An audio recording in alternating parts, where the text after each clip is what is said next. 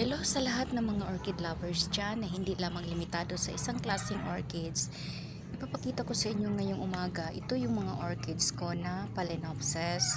Binili ko sila noong January 2025. Nung dumating sila dito, may mga bulaklak sila. At nung June lang or July ata, na ubos yung mga bulaklak nila or na wither na yung mga bulaklak nila. Lalo na pag shaded ang nilalagyan mo, tulad ng ganito, may screen sa taas at saka may plastic, magtatagal talaga ang kanilang mga bulaklak.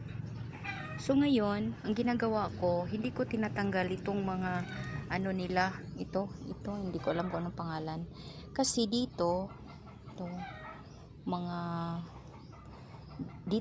dito dadaan yung mga yung mga susubol na mga bulaklak din.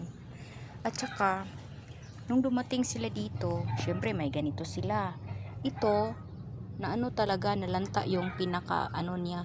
Tapos, ito may sumubol. At alam ninyo, itong Phalaenopsis, ang takaw sa fertilizers.